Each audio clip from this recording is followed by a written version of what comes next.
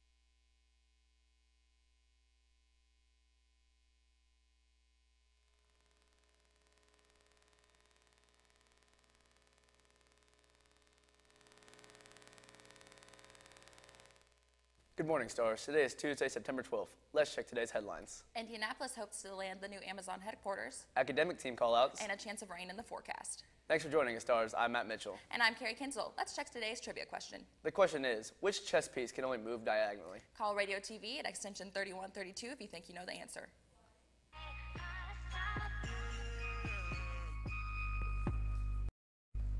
Yeah, if I could go back to that day we met, I probably would just stay in bed. You run your mouth all over town, and this one goes out to the sound of breaking glass on my ring. In today's top story, Indianapolis Mayor Joe Hogsett and Fishers Mayor Scott Fadness are proposing a plan to lure giant retail Amazon to central Indiana for their new multi-million-dollar corporate headquarters. Amazon announced the plans to create a new headquarters in the Midwest in addition to their already established headquarters on the West Coast. If it succeeds, it could bring up to 50,000 high-paying jobs to central Indiana. That's all for our top story. Now back to Carrie. In other news, any students interested in being part of WeBo's academic team, make sure to attend the call-out meeting in the Media Center today during homeroom. Congratulations to Rachel Coynier, Lily Williamson, and Emily Vile for being named first team all-conference at the Sagamore Conference Tourney this past weekend. The girls' golf team took second with a team score of 394. Your Stars host North Putnam tonight at Cool Lake. Now let's send it to Peyton, live outside of the guidance office. Good morning, Stars. The U.S. News and World Report announced the 2018 best colleges.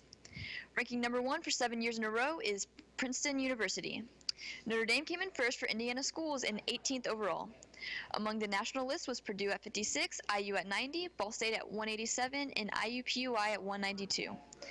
Rose-Hulman was also ranked at the top for their engineering and for not having any doctorate program.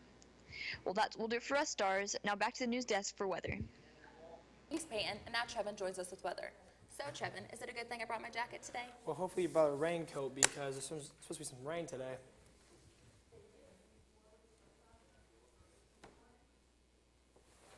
Okay, let's take a look. Okay, current conditions are 56 degrees outside with winds coming out of the north-northeast. Oh, there's our weather shot. There's some clouds from Hurricane Irma today, and it looks a little cloudy outside. Moving on to our current conditions. 56 degrees outside with the winds coming out of the north-northeast at 6 miles per hour. There's been no rain at the station today. The almanac, a record high was set in 1952 of 92 degrees, and a record low set in 1976 at a low of 40. Averages around this time of year are 78 and 57. Moving on to the extended forecast, we'll see some rain on Wednesday with a high of 66 and a low of 56. Thursday, we'll also see some rain, the high of 73 and a low of 56. And on Friday, the rain will go away, but hopefully there's some clouds with a high of 79 and a low of 58. We'll be back with sports after this quick break.